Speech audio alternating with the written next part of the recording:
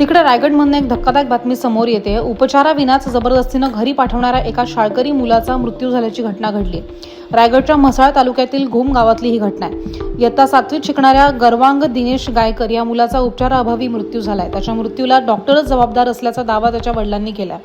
गर्वांगच्या मृत्यूनं घुम गावात शोककळा पसरली आहे। त्याच्या मृत्यूला माणगाव उपजिल्हा रुग्णालयातील डॉक्टरच जबाबदार आहेत असा आरोप सुद्धा ह्या प्रकरणात त्याच्या कुटुंबियांनी केलाय। इथं मसाला आलो 10:30 पाऊण 11:30 मसाला आलो। 11:30 आम्हाला मसाला डॉक्टरने सांगितलं की बाबा त्याच्या तो बोलण्यामध्ये थोडासा प्रॉब्लेम होते, मग तुम्ही माणगावला घेऊन जावा। तर आम्ही त्यांना सांगितलं की बाबा ना ठीक आहे, उद्या नेऊ का? तर बोला उद्या नको, आजच घेऊन जावा। आम्ही घेऊन गेलो माणगावला। इथून गेलो आम्ही 20 मिनिटात माणगावला 108 ॲम्ब्युलन्स मागवली, घेऊन गेलो। गेल्यानंतर तिथे डॉक्टरनी शेवड्याच्या नंतर ॲम्ब्युलन्स निघून गेली आणि आम्ही दोघे तिथं होते, दोघे भावंड आम्ही होते। मग पेशंट आमचा ह्याच्यावरती होता, पण डॉक्टरला मी त्या चेअरवरती बसल्यानंतर डॉक्टर काय परत आमच्याला मी त्या सांगत 3 वेळा गेलो की डॉक्टर साहेब आमचा पेशंट आला, बघा चला चेक करा काय झालं तिथं विचारायला लागले। मी बोललो त्याला एक फोडी झाली, ते मग ताप आला तर तुम्ही त्या डॉक्टरनी सांगितलं तर डॉक्टर तुम्ही बोला।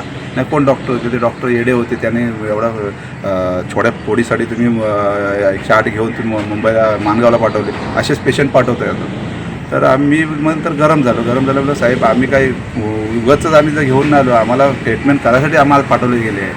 तर त्यांनी ठीक आहे मग मला दाखवा ती फोडी पुढं। मग तेवढं मी डॉक्टरनं कॉल केला मसाच्या डॉक्टरने, त्यांचा दोघांचा संपर्क झाला। तर त्यांनी मला तिथून सांगितलं ती फोडी मला दाखवा। म्हणजे ती पॅन्ट काढून ते दाखवली, एक छोटीशी फोडी होती। मग ते मला बोलाले अरे फोडी झाली म्हणून तुम्ही काय इथे आणले का आपल्या इथे माणगावला आणले। मी बोला डॉक्टर साहेब जर पेशंट काहीतरी असेल तेव्हा त्याची पाठवली गेली आहे ना, तर तुम्ही चेक तर करायला पाहिजे होतं ना। त्यांनी चेक अजिबात काहीच नाही, म्हणजे हातच नाही लावलं त्याला अक्षरशः वगैरे।